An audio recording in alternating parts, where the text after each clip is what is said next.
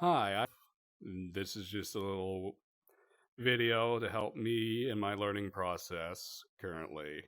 I'm to give credit to the author of this world. It is quite literally just simply called Streaming Studio and it's by Suna.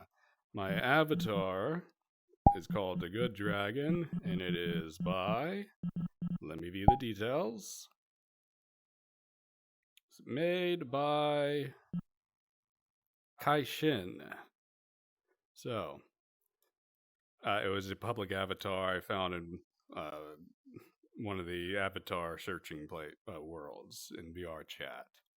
But my intention for making this video was just simply to help me, like I said, in my learning process. I'm currently in a sorry lag. I'm currently in a clinical pastoral program called CPE, which stands for Clinical Pastoral Education. And I figured that I make some videos, maybe about other stuff too, whenever I'm back in classes at the seminary, just about my what I've been learning, because it helps me to internalize what I've been learning through talking about it, and it's particularly out loud and internally to run it through my head, and helps me to process those ideas that I've been learning and to better remember them, and maybe it'll help some of you out. So today I was just reflecting, I wanted to reflect on my experience in CPE.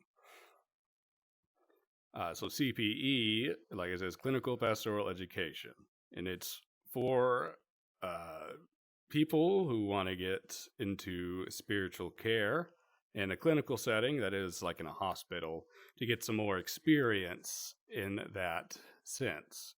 Um, and to also learn about how to provide spiritual care to patients and also to the healthcare providers, too, the staff of the hospital, because they also need it.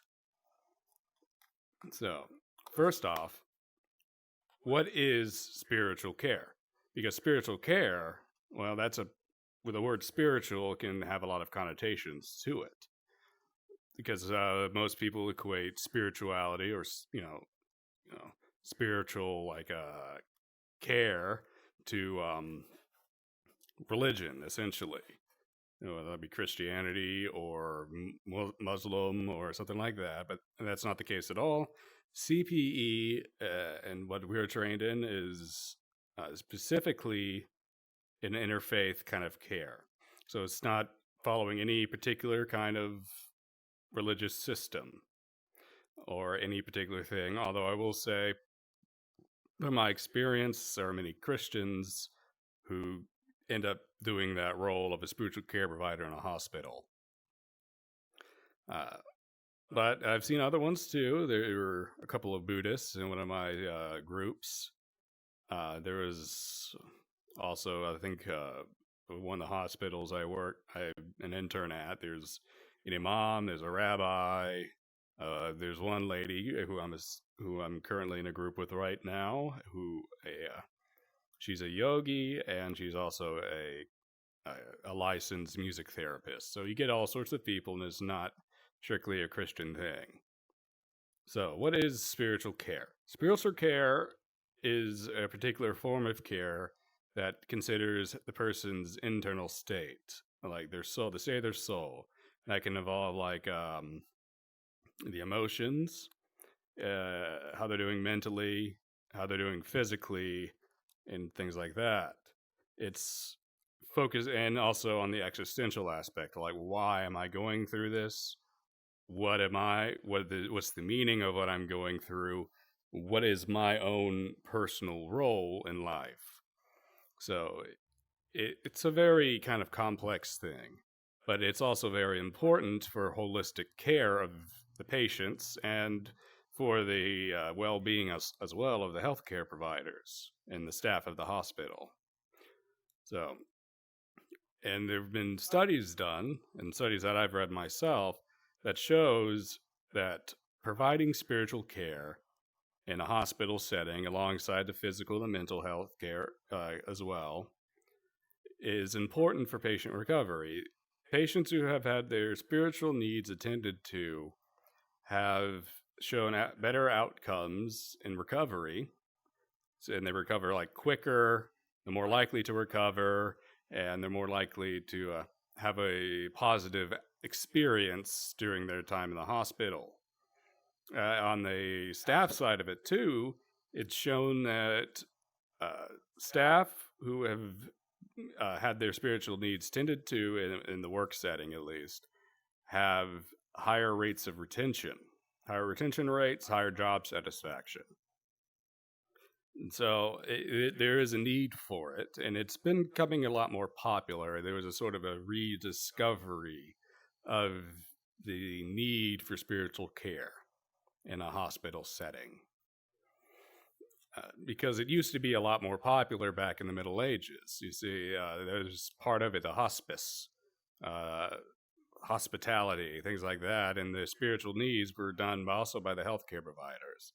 But during the modern age and the rise of secularization and modernism, it kind of fell out of favor, and it became more focused strictly on the health aspect and mental health as well. But after the few studies were done, it was kind of a rediscovery of it, especially in the early 2000s, and it's been growing in popularity, at least in the US, ever since. Now, what does spiritual care look like in a practical sense? Because, it's like, how do we approach it? Do we only do consultations or respond to consultations? Do we go by and other things like that? Well, I'm sure it's different for each hospital because each hospital is going to have its own. It's going to have its own set of rules and regulations and things how you do it. But where I'm at, we have a very proactive approach. And I find that is very important because one of the aspects of spiritual care is that a lot of people don't really realize that they might be in need of spiritual care. We're part of the care team of the hospital for the patient. And so we also have a right to check in on the patient and see if they would like our services. For example, I always, so with that being said, let me first say this. With that being said, the hospital that I'm at, we go and do what we call general rounding in the units. Meaning we just, most of us, we kind of, what's the word I'm looking for? Like whatever, like what the nurse does in the ED, we try to figure out who might most be in need of spiritual care. So we get access to certain patient records and seeing maybe some of the certain information about the patient is important for us to triage. That's it. We do like a spiritual triage before we often do a spiritual triage before we go to see patients. Some of us might not. It just depends on the chaplain. Spiritual triaging goes into like a spiritual histories, and what's the patient currently going through, what they're currently experiencing. Is that because their physical health impacts their spiritual and vice versa. But I know there could be some concerns about patient privacy. To be clear, we're not like just perusing patients' information. There is a purpose behind it, and that is so that we can ensure that our services go to patients who most need it. We try to get every patient, but there's only a handful of us compared with the medical teams, and we're unable to necessarily see every patient, I know some of the chaplains, as we call them, or spiritual care providers, is I think often a preferred term. We'll see like 20 patients in a day, and that can be really difficult. Me as an intern, my coordinator or my supervisor doesn't really want me seeing more than 8 to 10 because it's difficult. It takes a lot out of you.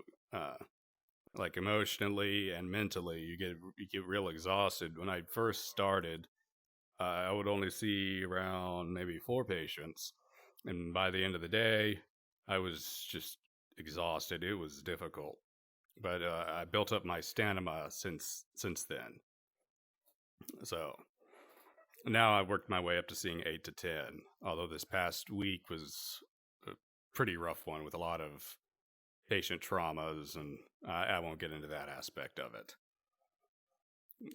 But so you could do the spiritual triaging, which most of us do. Most of us just usually use the patient list for that. We get to see a lot of information that will be relevant to what we do. So, and we also can get permission from the patients ourselves to go see them. So what I always do, I always knock on the door. I wait to see if anyone answers. If they don't, I might crack the door open if it's closed and see, well, maybe are they sleeping? If so, I won't disturb them. I don't want to interrupt their rest. They need that. Maybe they just didn't hear me. If I do hear something, usually hear come in and things like that, and I open the door, I poke my head through, and I always ask for for clarity's sake, once they see me and who I am, I ask, may I come in? Most often the times they're okay with that. I say, yeah, sure. So yeah, sure, then I explain who I am. I'd give them my name. I say I'm from the spiritual care department here at the hospital. I'm just coming in to check in to see if there's anything that we can provide for you, or if you just needed somebody to talk with about something or someone to chit chat with. So a large part of the spiritual care is not necessarily trying to fulfill patients' religious needs, although that is a part of it. It's really about assessing how the patient is doing on a spiritual side of things. For example, is this person anxious right now? Are they experiencing trauma from what they're going through? How are they feeling about life right now? Do they have any support systems at home? And things like that. So, and that's part of the assessment. And a big part of it, too, is not necessarily praying or meditating, helping people meditate or anything like that. It's just sitting down and being somebody who's willing to listen to what they have to say and being able to reflect that back to them, being an empathetic and peaceful kind of presence. So that's what's called compassionate presence and reflective listening. Reflective listening would be someone says, I don't know, let's say, for example, they might have trouble with a particular term about what they're experiencing. Let's say, oh, my family just dropped me off here and they haven't seen me since I've been here. So, it's just been a real struggle for me or something like that.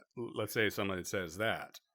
Well, then I could hear that and I could see, and I could have an idea of what he means, but I might ask the questions like, okay, so you mean like you're feeling lonely right now because your family hasn't come to see you at all since you've been in the hospital? Or I could say something like, are you feeling abandoned? So, like, are you feeling abandoned right now? Or something like that.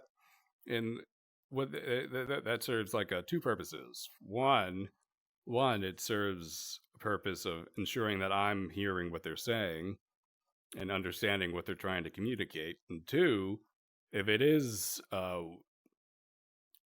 what they're trying to say and they just didn't have the words for it, or the word for it, then it helps them feel like they're being listened to, which they are. And it helps them talking through these issues can help them to process it. And having that presence that somebody is here and they actually care can help them ease like any anxieties they might have, help with the feelings of loneliness, can help with some existential stuff. And that's a big part of it. I'm only in the first unit. From my understanding, there are 4 units. I'm only required to do 1 for my purposes, but I'm not really required to do any more than that. But if you want to get board certified as a spiritual care provider from a CPE, which is the organization which runs the CPE program, then you need to do all 4 units with all of that, and each unit has particular things associated with that, like what they call outcomes and indicators, what they're expecting from you at that level. So another aspect of the spiritual care is really just being seen.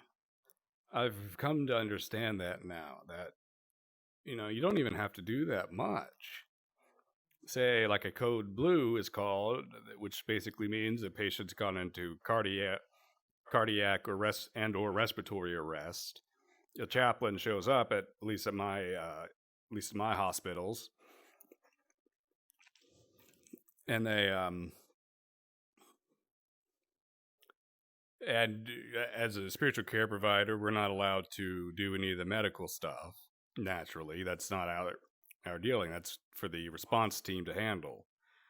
We are there as a calming kind of more peaceful presence for the team and for the family, and we're there to ensure to minister to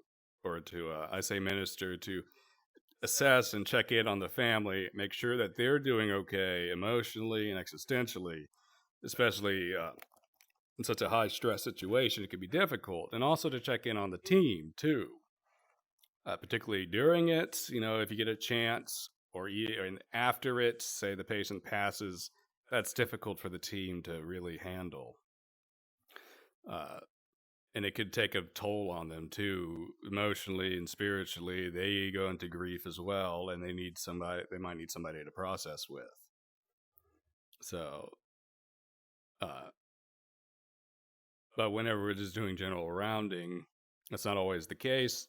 You never know what you're going to run into. Most of the time, again, from my experience, it's just been is there anything that we can provide for you, or you just need somebody to talk with about something, or just to chit chat with? I say, no, I'm doing okay right now. I say, okay, well, if you do need anything from us, or just want somebody to talk with, let the nurse know, and they can get in contact with us for you, okay? Things like that. And other times, they hear that you're a chaplain or a spiritual care provider, and they just throw it all up at you at once, and it could be a lot. But it's because sometimes it's because they've been waiting for somebody to come by so they can talk with about everything that they're going through. Another aspect of the spiritual care too is patient advocacy. So that would include things such as, let's say a patient isn't being treated right. Patients who are in a sickle cell pain crisis, for example, they're often I don't want to say discriminated against, but they're looked on suspiciously by the health team because they're in a whole lot, because it comes up quite frequently, and they need the pain meds and the treatment, which is legitimate. But healthcare providers can be suspicious of patients who are seeking pain meds because of their addictive nature. So they're cautious about that. Another thing I learned too is that about patient biases, or not patient biases, but my own personal biases. So I'm more, how do I put this?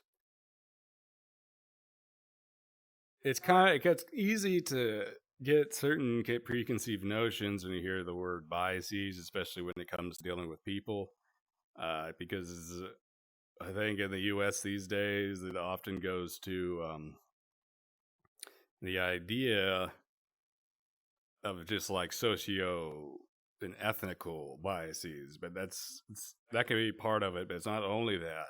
Your personal biases also go into like your own worldview, how you view the situation that the patient's in, and things like that. A better word would be your own personal assumptions about the patient and what they're going through. So, and it's really easy to let those get in the way of actually providing what the patient might need. So, for example, what a patient's telling you something, and you get a certain sense. Let's say a patient is telling you about how he's having a difficult time with his son since his wife died, things like that, and you know, your personal assumption might be, oh well, you know, they must be having a hard time with grief since, you know, the son's mother died, the husband's wife died, things like that. But then he goes on to, and you might say that it was like, you know, I can imagine with the grief, you're really struggling with grief at that, and well, it turns out, it comes out, he tells you that no, his son has been abusing him. Well, that can be that's a completely different issue, and that would require social workers getting involved, and depending on the situation, maybe even the authorities, law enforcement. Well, you know, so things like that, you really have to step back, let the patient say what they want to say. Let them communicate to you what they want to communicate. And reflective listening helps them do that, and it helps us to understand them better. It requires being inquisitive about the patient, about the individual, and about what they're going through and what they're doing, what they think, what they're feeling. It's about them, and it always goes back to them. So and that's basically, I think, all I want to talk about right now. We'll see if I keep up with these or not. And I hope I didn't offend anyone or make them feel uncomfortable, especially with the patient privacy aspects. But again, it's not like we're perusing your medical history or anything like that. We're just assessing the situation. I've learned a lot of things, like learned a lot of things. I gained important insight on patients through like physician notes and things like that. Like, this patient has had a history of violence in the hospital. This patient is expressing suicidal ideation. This, you know, things like that wouldn't really, you know, come up in the spiritual care flow sheet if no one's visited the person. That kind of stuff can be important to know for our end. But it's not like we're looking like necessarily on all the tests that were run on you or anything like that. I don't think any of us do that at all. I definitely don't. If I see a patient hasn't had a spiritual care provider come in since their stay and it's been a while, well, then I'm then I usually want to go visit that patient, and I might want to get a better sense of exactly like how their mental state is, so that way I know what I'm getting myself into. Had a number of cases where I found out a patient had a particular mental health conditions, and going into that blind can be shocking, it can be surprising, catch me off guard, and then affect my ability to provide effective spiritual care for the patient if they need that or want that. So, anyway, you know, I may not even post this video. We'll have to see. I might cut out that whole section about patient privacy information. Oh yeah, and what that relates to. I mean, I'm just talking off my noggin here, so please forgive me. But the reason for checking it before we go see the patient, like I said, well, it's for the spiritual triaging for one. Why do we take the first steps of this kind of more proactive approach, as opposed to like a therapist or a psychologist or even the healthcare providers themselves? Well, it's because the nature of the beast is different with spiritual care. For one, people may not realize that we're an available resource to them that they need. Two, people may not even realize they have things they need to talk about or just somebody they want to talk with until they get to that point, until somebody's reached out to them, in which case then they open up. They realize that we're there for them. We're there to hear them and things like that. And so it's an important aspect. It's a different approach from, let's say, healthcare is the medical team is more prognostic and treatment, like focusing on the immediate needs, and the psychologists more diagnostic and they're kind of treatment based kind of deal. We're we have a proactive and assessment based approach, which is necessary to provide adequate spiritual care to the patients. Because again, sometimes all it takes is just reaching out. And they're free to kick us out if they want to. They're free to refuse spiritual care. It's a service provided it's a service of the hospital provided to them. And again, most people don't really reject it. I've had only maybe 1 or 2 patients do it, and but that's it. And oftentimes it might be due to religious affiliation or something like that. It just depends. Or maybe presumptions from the patient too about why we're there. Because doesn't involve any kind of proselytizing. That would be very unethical to do for us. Because, excuse me, I need to adjust my headset here. Yeah. Because we're there to help to comfort the patient and provide more holistic care. We're not there to evangelize them. Or do you have unwanted kind of stuff like that? They might want to talk about that, but that's up to them. We can't force that, or we shouldn't force that at least. Because that's, again, be unethical. It's not what we're there for. We're there for you, for the patient. We're there for the staff and the medical team, ensure that they're okay. So it just depends. It's the area where it's very gray. There's not a lot of black and white. It's complicated. It's complex. Because people are complex. Especially in their more deeper and interior lives. There can be oftentimes a lot that's going on that it takes somebody who's more familiar with spiritual care to really pick up and learn. Which healthcare teams aren't really equipped to deal with per se.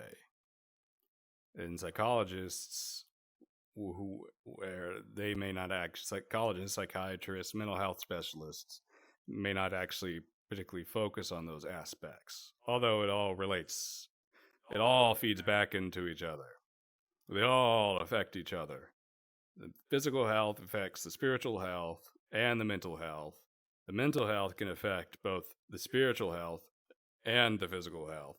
And the spiritual health can also affect the mental health and the physical health of of a person. So it's all related, And I've really found it very fulfilling myself. It's difficult, it's hard, and it can take a lot out of you. But it's a very rewarding and fulfilling thing being with somebody, and oftentimes it can be a very difficult point in their life. So anyway, this is just me putting out my thoughts because talking about it helps me to learn better. I hope people will accept that. I hope no one's would be concerned about the ethical aspect with the patient information, patient privacy. Because it's not like we're just perusing through patient information nonchalantly. There's a method to it. There's reasons for it. We're not just trying to dig into your medical history or anything like that. But reason I'm emphasizing that so much is because I've had people bring that up in the past. I had concerns about that. But like I said, it's important to be able to triage patients, like who might need it the most, and it's important to get a better sense of what the patient might be going through. So the patient might be going through, which also is part of the triaging, or maybe if you want to follow up on a patient. Most of the time, most of us don't really go that in depth. We're looking more I'll look maybe more how the patient is doing psychologically. One of the things is that the health condition can also impact that as well. So, for example, patients with liver issues, particularly with like liver cirrhosis, can be in an altered mental state, usually with cognition and other things, which it can affect how we approach spiritual care for them, because they may not really understand what's quite going on, where they're quite at, because the toxins, through my own readings, healthcare providers and specialists probably would be able to talk more on this. This is just from a few articles that I've read, how it was explained to me from healthcare providers and things like that, is that the toxins that the liver would normally filter out and eradicate, since the liver is damaged and not working as it should, the toxins can get to the brain and alter the mental state of the patient. So it can affect how we approach care to them. And going in and not realizing that a patient is in an altered mental state can harm the quality of the spiritual care we're providing, things like that.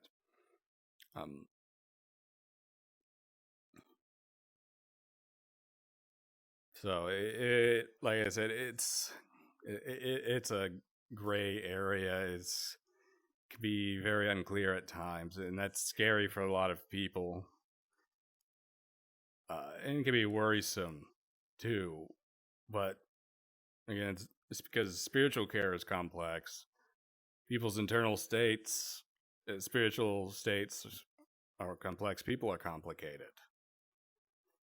Because it could also be the case that, well, this patient, he doesn't have any cognitive or impaired mental states. So whenever I see because in the patient list, whenever I'm getting ready to go through a unit and print it out and checking, triaging, that's one of the things that comes up for what we're allowed to see. It's what comes up on the list. So if I see a patient has like cirrhosis or something, I might want to get a better idea. Okay, would this person benefit from spiritual care? Like, would they really understand what's going on? Things like that. So, I might not even publish this video. I just wanted to try out this streaming thing. So anyway, thank you for watching. If I decide to post this, we'll have to see how it turns out. So, and we'll see if I keep doing these as well. Thank y'all so much for watching and taking the time to listen to my ramblings, as disorganized as they are. I'm just using this to process my experiences and my what I'm learning. So thank you very much. Bye-bye.